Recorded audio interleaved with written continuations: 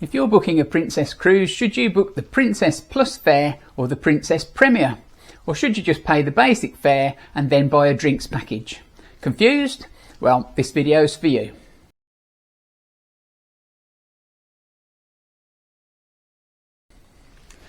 Ahoy there, I'm Captain Chris.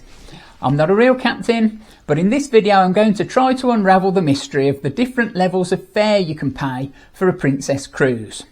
I'll show you what you get for the extra money and try to help you decide which package is right for you. Also, I'll be telling you about the drinks packages available and tell you if you'd be better off choosing one of those instead.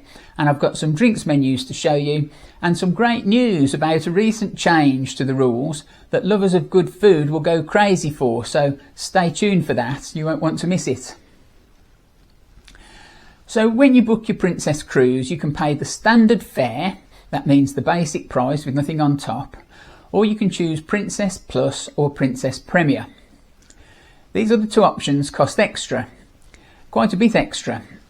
Princess Plus is £50, that's $60 per person per day. Remember that prices are in US dollars on board. And Princess Premier is £75, $90 per person per day. And the first two passengers in each cabin must buy the same package as each other. If you've got more than two people sharing the same cabin, the others don't have to pay for the same package, but they can if they want. So what do you get for this extra fare?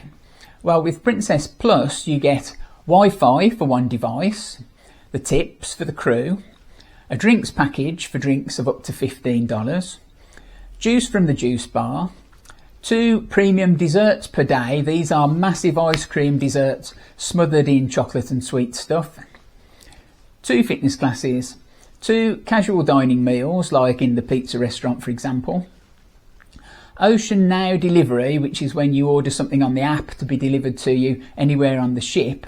Normally there's a $15 fee the first time you use that. And free delivery of room service, which is normally $5. This is when you phone down for something or order via the app, rather than when you put a card out on your door handle in the evening before to order breakfast the next morning. There's no delivery charge for door handle orders. So is £50 or $60 reasonable value for all this? Well, yes. Just looking at the first 3 items on the list, the Wi-Fi is worth $24.99. Tips are added to your onboard account at $17 a day. So you'd only need to drink $18 worth of drinks each day to be up on the deal. With beers being around $7 and a glass of wine about $11, you should easily get your money's worth out of Princess Plus. And it's also worth knowing that an 18% tip is added to your drinks. So that $11 glass of wine is actually costing you nearer $13. And it doesn't just have to be alcoholic drinks. Specialty coffee and tea, smoothies, sodas, juices and energy drinks are all included as well. So what about the Princess Premier fare? Is that worth £75 or $90? Well, with Wi-Fi, tips and drinks alone, you'd need to get through almost $50 worth of drinks each day to break even on this package. But there are some additional benefits with this package, as you can see here. Unlimited premium desserts, unlimited fitness classes, unlimited casual dining, a photo package, Princess Prizes, which is when you can win a prize on the screen outside your cabin door every time you open it, reserved seating for the theatre production shows, and a really significant new benefit that I mentioned at the start of this video that's a really big deal.